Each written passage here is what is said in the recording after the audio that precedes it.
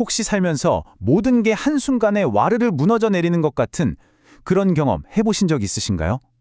정말 예상치 못했던 위기 속에서 우리는 어떻게 그 의미를 찾고 다시 일어설 수 있을까요? 오늘 바바라 디 엔젤리스의 지혜를 통해서 그 고난의 의미를 함께 찾아보는 시간을 갖겠습니다. 멀쩡히 다니던 직장이 갑자기 끔찍하게 싫어지거나 이건 무조건 성공한다고 믿었던 일이 한순간에 물거품이 되기도 하고요. 또 정말 사랑했던 사람이 이혼을 요구하거나 건강하다는 자신했는데 덜컥 암 판정을 받는 그런 순간들이요. 머릿속이 그냥 하얘지면서 절망적으로 묻게 되죠. 아니 내가 어쩌다 이렇게까지 됐을까? 바로 이렇게 삶이 송두리째 흔들리는 그 순간에 대한 이야기입니다. 자, 그럼 이렇게 모든 것이 무너진 것 같은 바로 그 순간에 우리가 가장 먼저 해야 할 일은 대체 뭘까요? 그건 바로 진실을 외면하지 않는 거예요. 가장 어렵고 아픈 그 질문을 스스로에게 던질 용기를 내는 거죠. 우리 모두는 인생에서 몇 번의 갈림길에 서게 되잖아요. 바로 그때 내가 어쩌다 여기까지 오게 됐을까라는 이 근본적인 질문을 어떻게 마주하느냐에 따라서 앞으로의 여정이 완전히 달라집니다. 이 질문을 피하는 순간 우리는 그냥 저항하고 부정하는 늪에 빠져버리고 마는 거죠. 이 말이 참 의미심장한데요. 심리학자 카를 융의 말입니다. 고점스러운 자기 성찰을 피하려고만 하면 결국 진정한 성장의 기회까지 놓쳐버린다고 경고하는 거예요. 그러니까 고통을 똑바로 마주하고 그 질문에 답하려는 노력만이 우리를 더 깊고 성숙한 사람으로 만들어준다는 뜻이겠죠? 일케의 이 아름다운 시는 우리에게 정말 중요한 가르침을 줍니다. 지혜를 찾는 과정이라는 게 막 서두른다고 되는 게 아니라는 거죠. 당장 답을 찾으려고 애쓰기보다는 그 불확실함을 견디면서 질문 자체를 그냥 끌어안고 살아가는 거예요. 바로 그 과정 속에서 어느 날 문득 돌아보면 나도 모르게 그 해답 속에서 살아가고 있더라는 겁니다. 사실 생각해보면요. 이런 위기는 갑자기 하늘에서 뚝 떨어진 게 아닐 수도 있어요. 어쩌면 삶이 우리에게 계속해서 보냈던 경고음이었을지도 모릅니다. 삶의 한 챕터가 이제 끝나가고 변화할 준비가 되었다는 신호인 거죠. 우리가 애써 외면하고 있던 바로 그 문제에 제발 좀 주의를 기울여달라는 강력한 메시지인 셈이고요. 13세기 시인 루미는 우리의 존재를 하나의 여인수계에 비유했는데요. 기쁨이나 우울, 심술 같은 감정들은 예고도 없이 찾아오는 손님들이라는 거예요. 루미는 심지어 그 손님이 슬픔의 물이라 집안을 온통 엉망으로 만들어도 그 손님들을 귀하게 대하라고 조언합니다. 왜일까요? 어쩌면 그들이 우리를 텅 비워내야만 새로운 기쁨이 들어올 공간이 생기기 때문일지도 모른다는 거죠. 고통을 침입자가 아니라 우리를 위한 안내자로 바라보는 정말 놀라운 관점의 전환이죠. 자, 이렇게 어려운 질문들을 일단 끌어안았다면 이제 다음 단계로 넘어가야겠죠.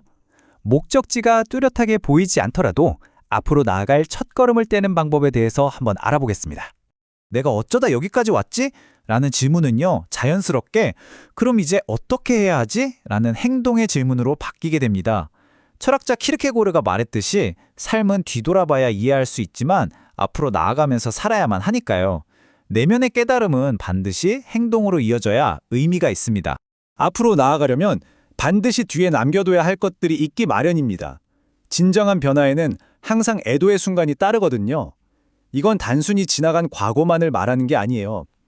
내 미래는 당연히 이럴 거야 라고 굳게 믿었던 그 환상까지도 잘 떠나보내야 합니다. 그 애도가 끝나야 비로소 새로운 것을 받아들일 공간이 생기는 거니까요. 여기서 정말 중요한 차이점을 하나 발견해야 하는데요. 분노와 죄책감. 이건 우리를 과거의 고통에 꽁꽁 묶어두는 덫과 같아요. 하지만 그 분노의 이면을 들여다보고 슬픔을 기꺼이 느끼고 단순한 죄책감을 미래를 위한 교훈인 뉘우침으로 바꿀 때 비로소 우리는 자유롭게 앞으로 나아갈 힘을 얻게 됩니다. J.K. 롤링이 이런 말을 했죠. 상황은 보이는 것이 전부가 아니다. 우리 앞을 떡하니 가로막고 있는 그 장애물이 정말 우리를 멈추게 하려는 걸까요? 어쩌면 그게 우리를 더 좋은 새로운 방향으로 이끌기 위한 우주의 신호일지도 모릅니다. 그 장애물 뒤야말로 우리가 진짜 찾아야 할 새로운 행복과 가능성의 문이 숨어 있을 수 있다는 거죠. 저자인 바바라 디엔젤리스의 개인적인 경험이 참 인상적인데요. 그녀가 내렸던 가장 힘든 결정은 무엇을 할지가 아니라 무엇을 하지 않을지에 대한 것이었다고 해요. 예전에 자신에게 큰 성공을 안겨줬던 방송이나 책 집필 같은 일들을 과감하게 하지 않기로 결정한 거죠. 그 결과 엄청난 공허함에 밀려왔지만 바로 그 텅 빈 공간 덕분에 완전히 새로운 영감과 목적이 채워질 수 있었다고 합니다. 때로는 이렇게 비워내는 용기가 필요한 것 같아요. 자, 이제 이 여정의 가장 핵심적인 부분으로 들어가 보겠습니다. 어떻게 하면 이 고통스러운 경험을 귀중한 지혜로 바꿀 수 있을까요? 바로 고난의 연금술에 대한 이야기입니다. 우리가 마주한 그 공허함, 그건 그냥 텅 빈 공간이 아니에요. 마치 애벌레가 나비가 되기 위해 들어가는 고치와 같은 거죠. 그 안에서 우리의 새로운 자아가 조용히 날개를 키우고 다시 하늘을 날아오를 준비를 하고 있는 아주 안전하고 보호된 시간인 셈입니다.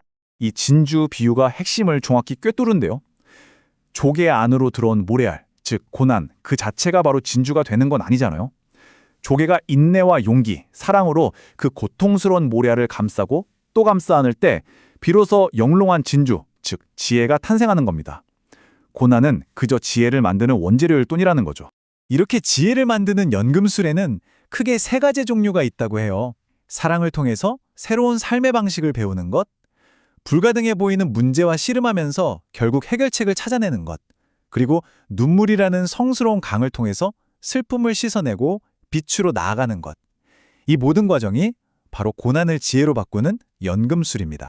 그렇다면 이 길고 고풍스러운 여정의 최종 목적지는 과연 어디일까요? 그건 바로 그동안 외면해왔던 내 안의 모든 조각들을 끌어안고 마침내 온전한 나, 진짜 나 자신을 만나는 것입니다. 카를 융은 우리가 남들에게 보여주기 싫어서 억누르고 부정해온 내면의 영역을 그림자 자아라고 불렀어요. 종종 삶의 위기는요, 바로 이 숨겨져 있던 그림자가 밖으로 뻥 하고 터져나오면서 시작되거든요. 이건 진짜 나답지 않아 라고 생각하지만 사실 그것 역시 오랫동안 갇혀있다가 풀려난 당신의 또 다른 일부인 거죠. 그래서 중요한 건 우리 안에 어두운 부분을 없애려고 애쓰는 게 아니에요. 진짜 적은 그 어둠을 인정하지 않고 넌 내가 아니야 라고 거부하는 바로 그 태도 자체입니다. 진정한 평화는 우리의 좋은 부분뿐만 아니라 그 그림자까지도 나의 일부로 온전히 받아들일 때 찾아오는 거니까요. 여기서 아주 근본적인 관점의 전환이 필요합니다. 삶은 직선으로 앞으로만 쭉 나아가는 고속도로가 아니에요. 이 아름다운 소라껍데기처럼 나선을 그리면서 빙글빙글 도는 거죠. 그리고 한 바퀴 돌 때마다 우리는 더 깊은 자아의 신비 속으로 파고들게 되는 겁니다. 저자가 3년 동안이나 꽃을 피우지 않던 난초 이야기를 들려주는데요. 거의 포기한 채 그냥 물만 주며 지냈는데 어느 날 문득 보니 너무나 아름다운 꽃봉오리가 맺혀 있었다는 거죠. 그 난초는 우리가 볼 수 없는 깊숙한 곳, 그 자리 없는 자리에서 조용히 자라면서 다시 피어날 자신만의 때를 묵묵히 기다리고 있었던 겁니다. 이 질문을 마지막으로 남겨드리고 싶습니다. 만약 지금 당신의 삶이 완전히 멈춰 있는 것처럼 고요하게 느껴진다면 어쩌면 그건 실패가 아니라 준비의 시간일지도 모릅니다. 당신 안에서 눈에 보이지 않는 그곳에서 과연 어떤 새로운 가능성이 조용히 꽃피울 순간에 기다리고 있을까요? 한번 가만히 들여다보시길 바랍니다.